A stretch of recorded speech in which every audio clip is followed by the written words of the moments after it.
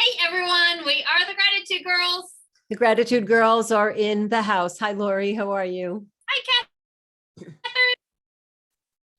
There is no other word except that we're blessed today, and you have said it and displayed it so well. I love what you're wearing, and thank you so much for reminding us how blessed we really are.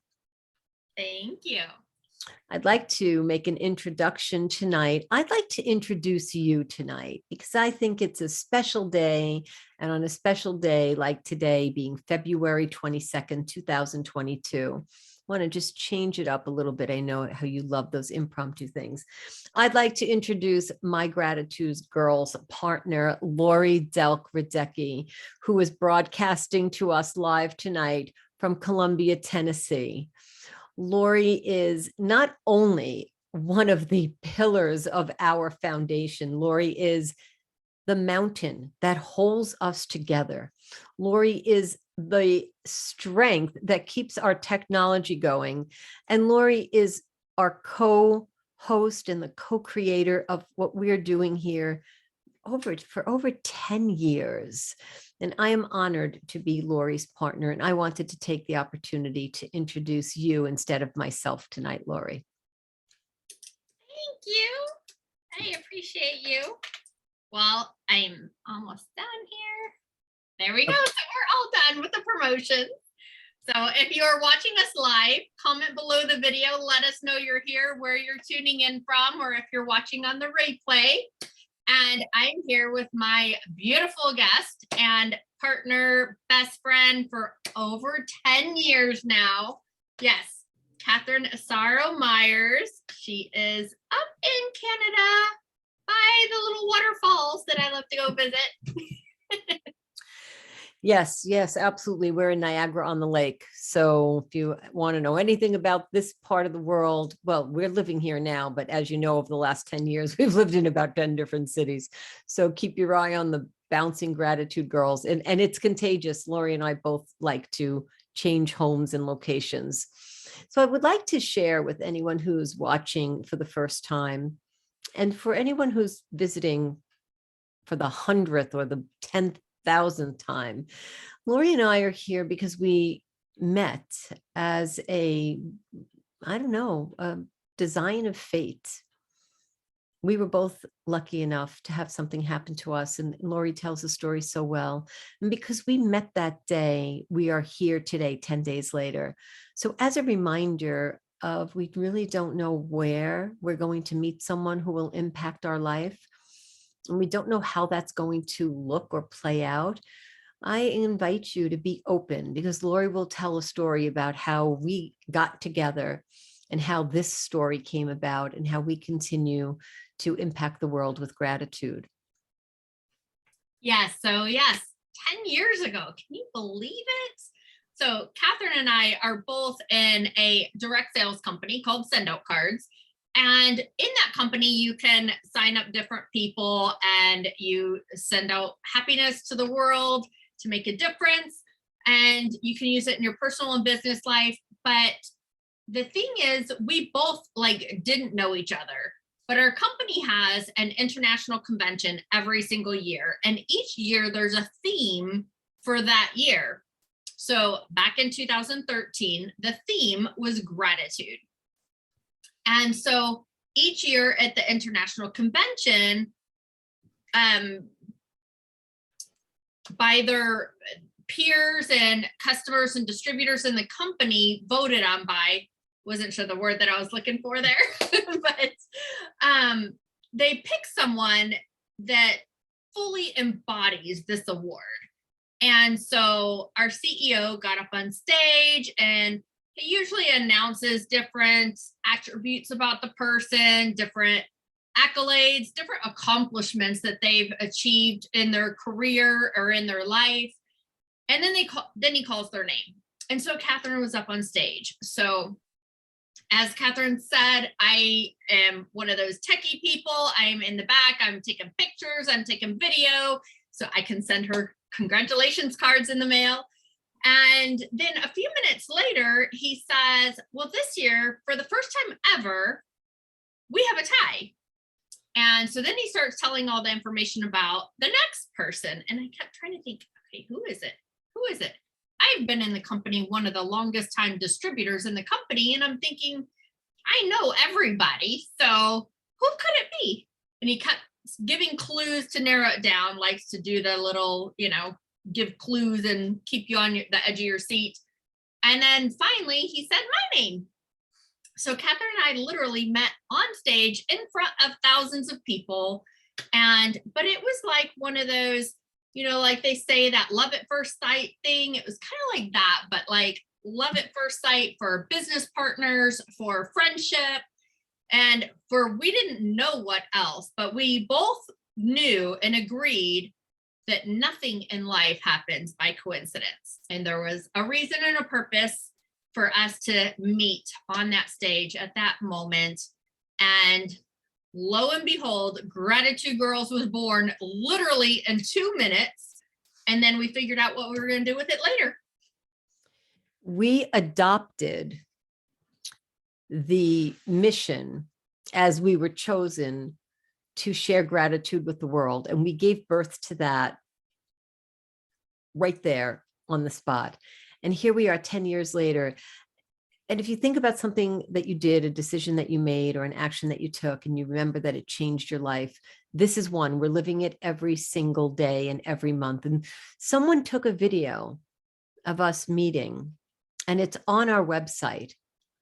So if you want to know the exact moment that we met and what we looked like when we saw each other, it's on gratitudegirls.com. You can take a look at that. I love reliving this moment. It really warms my heart because we just continue to do this work, and it doesn't feel like work, but this work and sharing gratitude. And that leads me to what actually happens to us in our life. We meet amazing people, and we decided that we would have a way for those amazing people to share their stories. And I'm lucky enough, and so is Lori, to meet different people over the last 10 years and in our travels of just living. Doesn't matter where we are. We could be in the supermarket, we could be shopping, we could be networking, we could be out on a mission to read and find the next story. But I was really lucky enough to meet our next guest. And I would like to take a few minutes to tell you some things about Elizabeth Verwey. Elizabeth is a mentor, a speaker, and a writer. Elizabeth founded Office Mentors, and she's mentored over 1,200 business owners in 20 years. Elizabeth has written 2 books, The Mentor Circle and My Business Ate My Life, a recovery plan. That's a great title. After a late divorce, she founded a women's speaker series called Spoken Lives, Stories Women Share. Elizabeth delights in supporting women to share their own stories of adventure or how they overcame their obstacles in their life to become even more successful. We share the silver linings of our challenges, says Elizabeth. This spring, Elizabeth is launching her very first online course to guide others to start, to grow, and monetize their own speaker series. It's called Your Applause Academy, another great title. She's excited to mentor people, to empower others to share their stories as we emerge from this unique time in our history.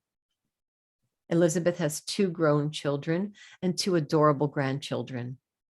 She will visit one in Vancouver next month and the other in Montreal in April. Elizabeth and all of her information will be listed at the end of this show, and you are invited to reach out to Elizabeth. Welcome to Gratitude Girls, Elizabeth. How are you?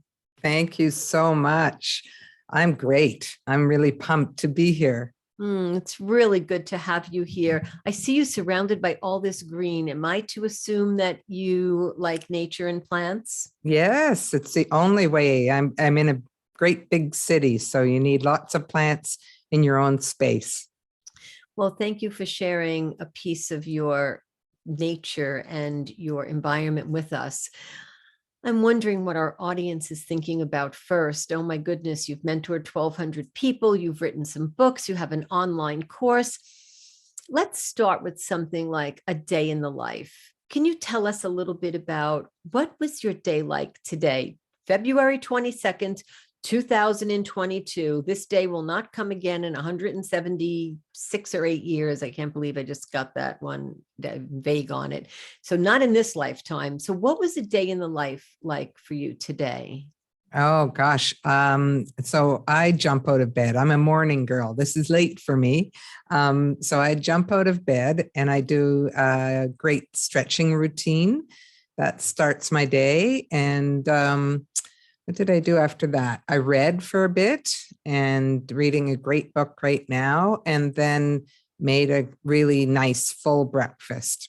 And then I jumped on some calls. I had 2 meetings this morning, and yeah, a couple of afternoon tasks. Went out for a walk, and then my boyfriend made us dinner. So, well, that's nice to give us a piece of your life right now and to share that with us. So, Elizabeth, in the course of the day with the businesses that you work with and the advice that you give to people, how do you stay sort of in tune with you in order to give to others? well, I really find that stretch is necessary, in the morning. It's not a big routine, but it's a routine that gets me in touch with my body. And that's what that's all about. And again, the walking, I do a lot of journaling more in the evening than in the morning. But the walking outside, feeling all the nature, all the seasons, and every day I walk. And I feel at night sometimes, just touching parts of my body to make sure everything is loose as I'm going to bed and I'm not holding tension, but really in the breath. I have a lot of intentional breathing to keep my body, I guess, filled with oxygen. Right. I guess the plants do a good job at putting some chlorophyll in the air too, right? That's a Yeah. really getting a lot more oxygen than I am from these books here. So I like that. I feel like I could breathe better, breathe better just looking at your picture here. So Elizabeth, in coaching over 1,200 businesses in 20 years, you must have some pretty amazing stories. Yeah. Is there any, without divulging any names, of course, or any industry, is there any one that stands out that you would like to share about tonight with us and our audience? Okay, there's 2 that just jumped into my mind. I'm not sure they're the right 2, but one fellow I mentored for about a year as he started his English language school. And it was about 10 months, I think, we worked together. And he started the school and he was so successful. And 10 years later, he reached out to me to say, okay, I'm really well established now. I'm ready to go to the next level. And I said, wow, like people have reached out after 2 years, after 3 years to go to the next level. But nobody has gone 10 years and then reached out. So it was very satisfying to guide him to the next level, and really solid business even has done well through COVID. And the other person is a recovery counseling person. And when I met that person, they were in an office, renting an office from a doctor. And we got together just because I was mentoring him on time management and he wanted to get his weekends back. And so I was helping him. We were making some really pragmatic decisions and prioritizing and what to delegate and how to delegate. And then as I was leaving, I said, what do you dream for your practice? Like, what is the vision? What's the big vision? And he was really taken aback because he'd been so focused on all the pragmatic things we've been talking about. And so then he said, well, I dream of having a big practice with, 5 or 6 counselors and group rooms and everything. And I said, oh, well, that's doable. And he said, well, how long would it take us? And I told him, oh, I think maybe at the tops a year. And he said, really? And so we embarked on this journey together. And again, it took us about 10 months to take his practice from this little rental office into a big clinic where he had 6 offices and 3 group rooms. And the real delight at the end of it, after we'd hired a receptionist and everything, I gave him a business model that he was paying the same amount as he had paid in this crummy little rental office.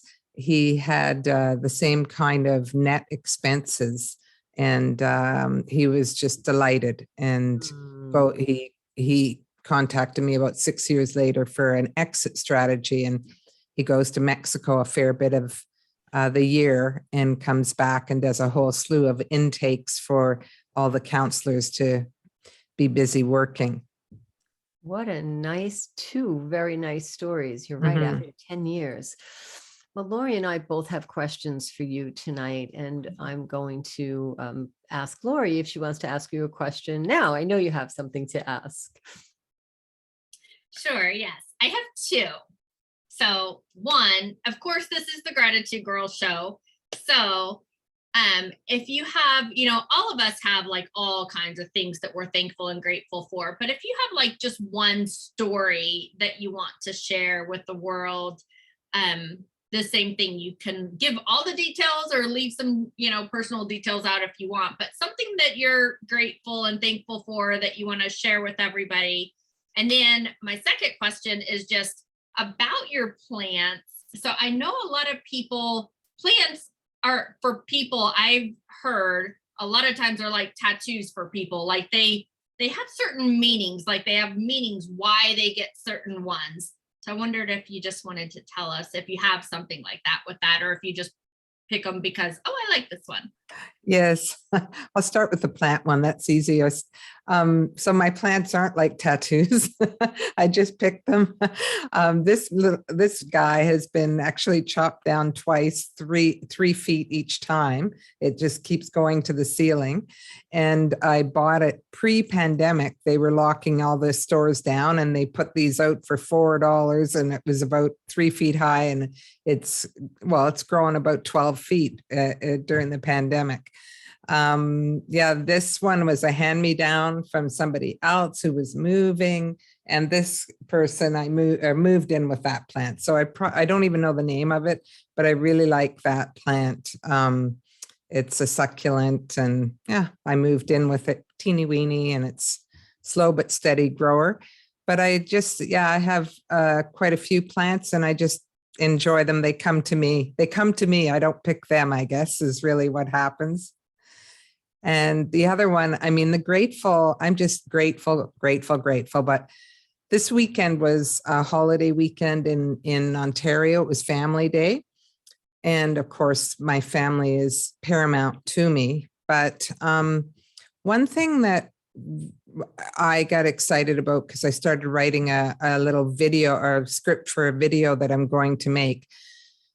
2 weekends ago, I coordinated, really project managed, putting together an apartment for a person who about 8 months ago went through a separation and is headed toward divorce. And he just got totally overwhelmed, and he found it hard to cope, and couldn't really even imagine a future without his wife. And he ended up moving into a hotel and just saying, well, I'll just live here as long as I can afford it.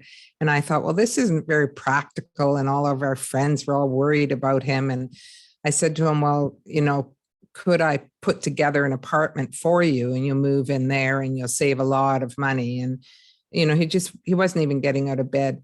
So he said yes. And so I looked around, and I've done this 4 other times before in over 20 years.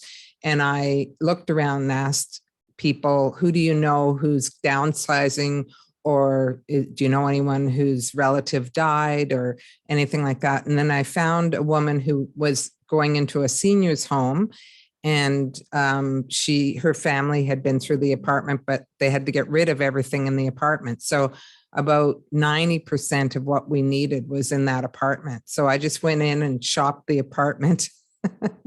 And in one weekend, like, we hired movers, and in one weekend, I set it up for him. So he's all cozy just up the street from me. And I'm grateful that the first time I did it was for a refugee from Albania, and she was really in need. I met her through some volunteer work I was doing.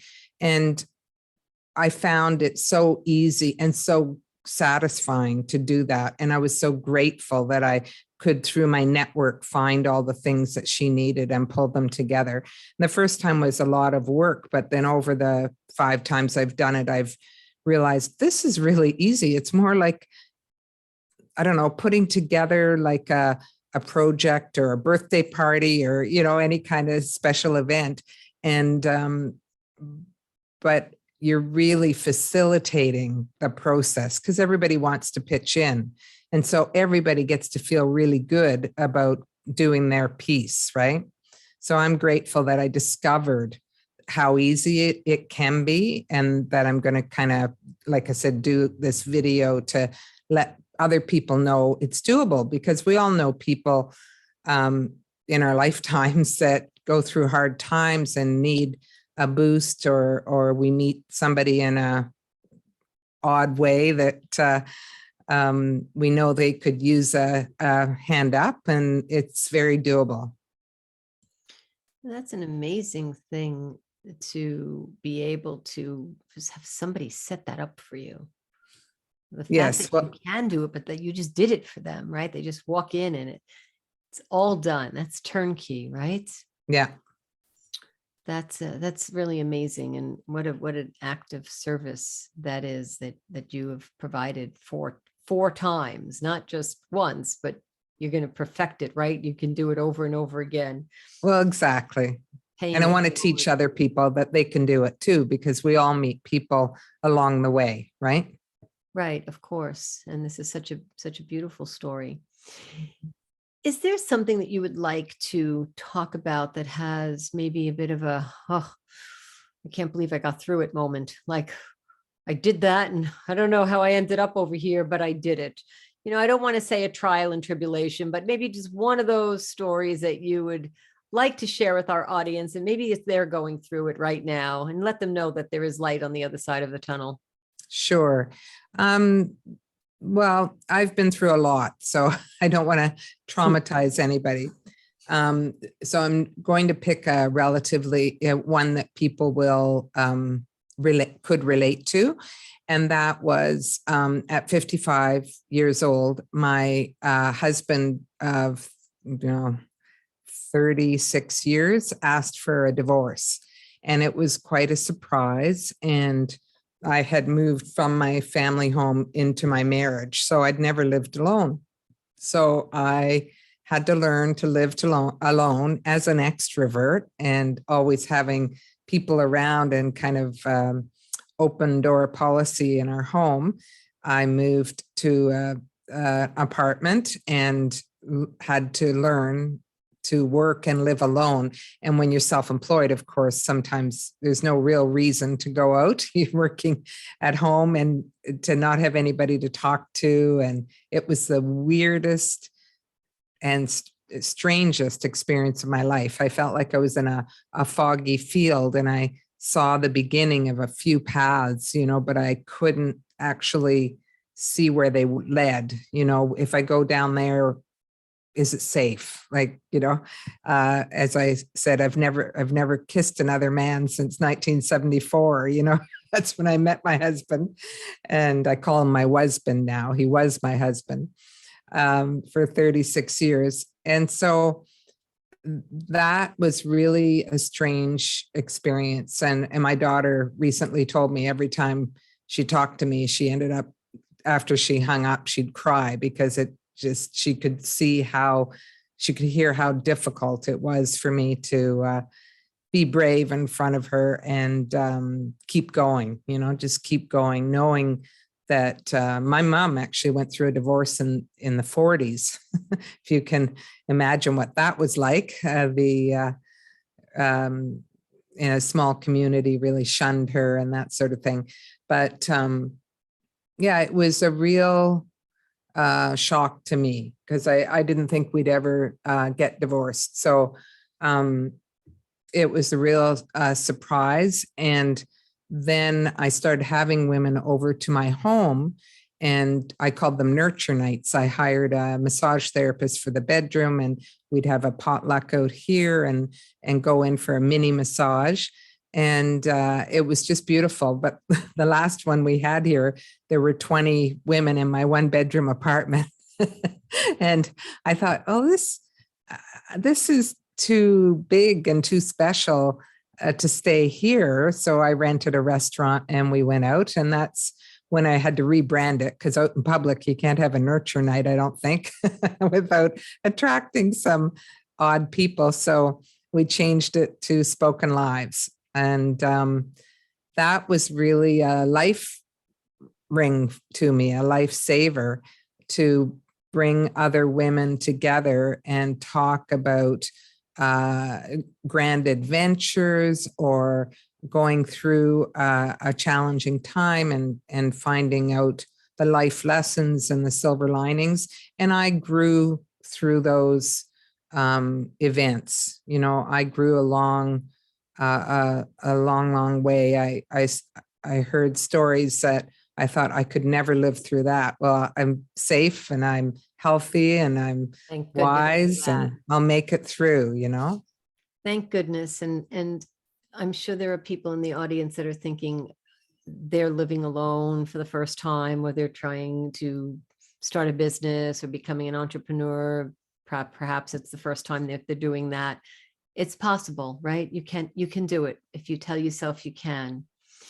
Was there any mantra or something that you did, a ritual? Oh, yes, I have actually a traffic counter that I keep in my coat pocket. And I have a whole bunch of affirmations that I say to myself. And I notice, I usually do them when I'm walking. And I notice that when I make it to 100, that's my goal. But when I make it to 100, it has a profound effect on my day. Okay, you want to explain about the traffic counter in case someone's not sure? Oh, so, a little clicker that you click and it's a counter. It has a little counting thing. People use it to count people or traffic or whatever. And so I just keep it, like I said, in my pocket and sometimes I'll say the same 5 affirmations over and over again. And sometimes I'll switch it up if I'm feeling insecure about something, or especially in the bad weather, I'll say stuff like, I am balanced because the ice is threatening every moment. I am strong. So you'll say 100 affirmations a day, and the counter is to keep you counted up to 100. That's amazing. So that's a very, very good strategy. I'm sure our audience is going to love that one. Elizabeth, Lori, I don't know if you have another question for Elizabeth, but I was going to ask her to take a part in the show. So if you have a question that you want to ask first. Yeah, no, that's good. I just wanted to say that I agree that traffic counter, I had that question too, but I think that is an amazing idea. Yeah, I love it. I love it. 100 affirmations a day. Well, Elizabeth, we'd like to do something in the show where we'd like to drop the mic and give it to you. We like to pass the show to you, hand it over to you for a few moments. And if you have any questions, this is unrehearsed, so our audience knows that. If you have any questions that you would like to ask Lori or I, please do. And then let us know to whom you're directing the question first. Okay. So Lori, what is the most daring thing you've ever done? Most daring thing. Okay, so I'll tell you, but I'll preface it with that most people probably don't think it's daring. But for me, it was daring because it was one of those face your fear type things. So I was invited to speak at an event back in 2013, but it was on a cruise. And I had always been afraid of cruises. So, I watched Titanic, and I don't watch much TV because my mind can go really wild and pull it into reality just like that. And that's why. So I literally won an Alaskan cruise with a company several years before that I gave away. I never told my husband that I gave it away because I was so paranoid to go on it. And so I won this cruise, or got invited to speak on this cruise. And so, but it was going to be paid for. So kind of like winning it, I guess.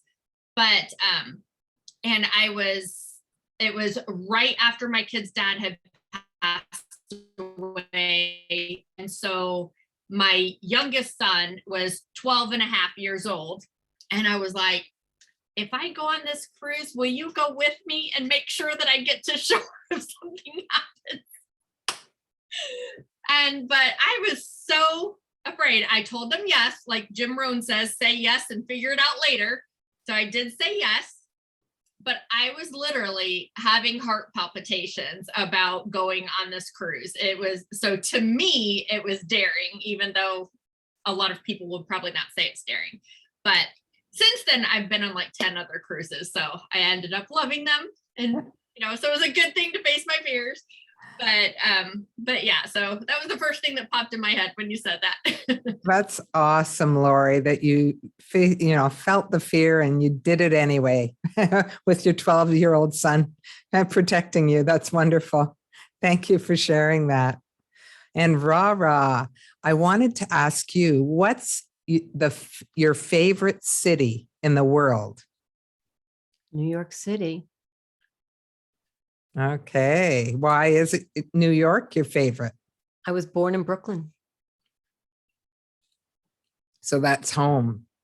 Well, this is home now. I mean, you said favorite city, and maybe not favorite today as it stands, but favorite as I remember it. It's a great city to be from.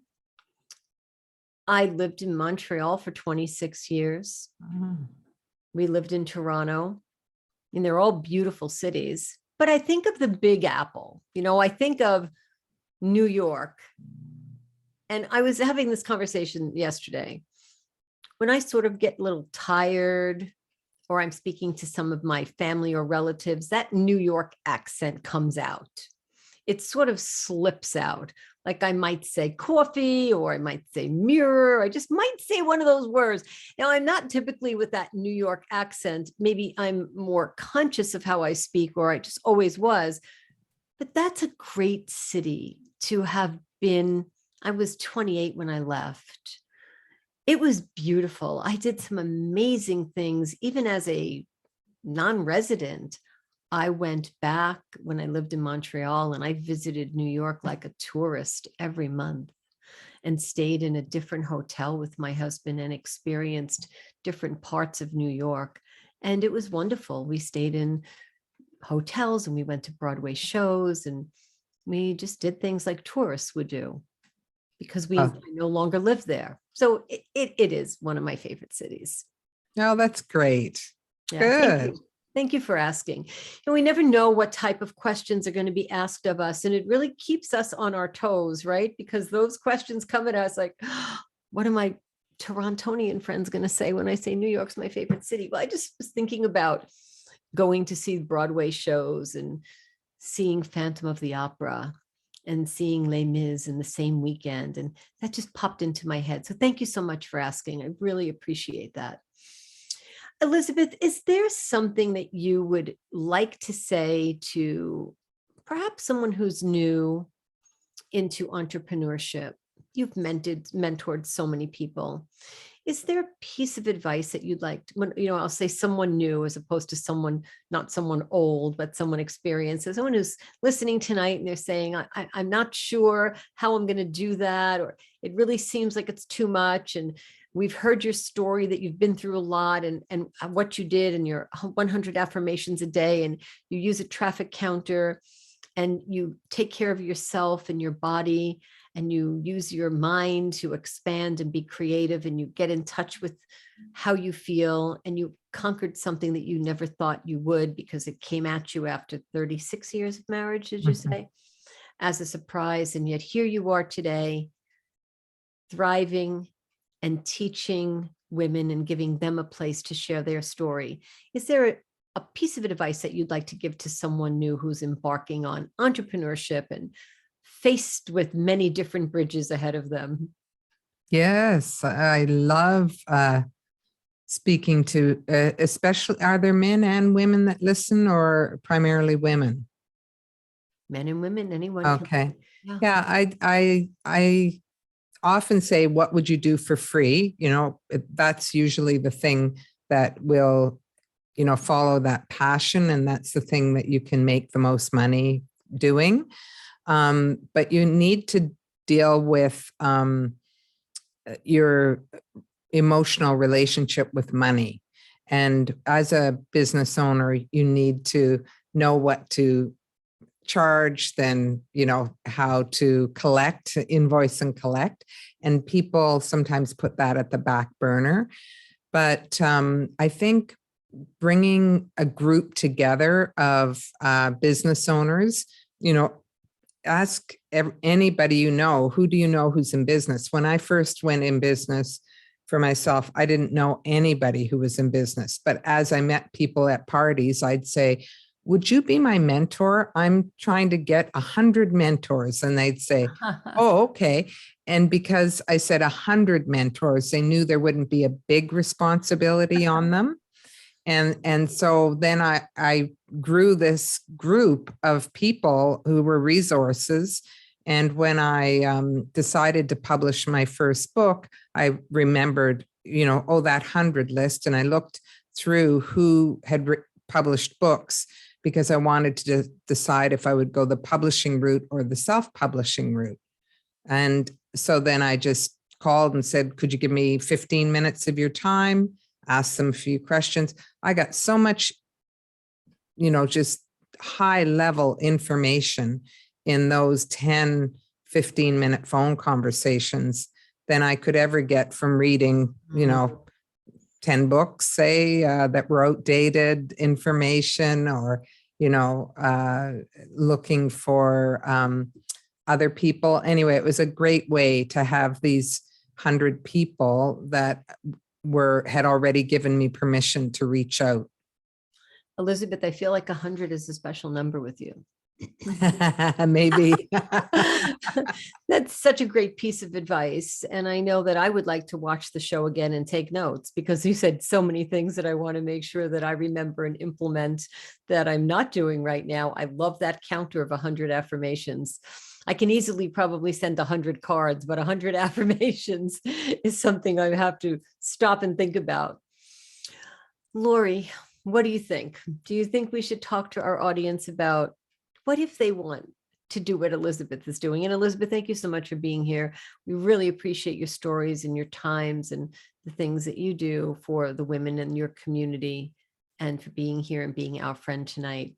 Please hang around with us for a little bit longer. We'll speak to our audience, and anyone who has any questions for Elizabeth, we're going to have all of her information posted so you can contact her via email, social media. I don't know if she's going to give you her private hotline number, but you can reach out to her on social media and she'll let you know. Maybe you can be a speaker on one of her events if you have some qualifications for that. So think about Elizabeth's show, Spoken Lives.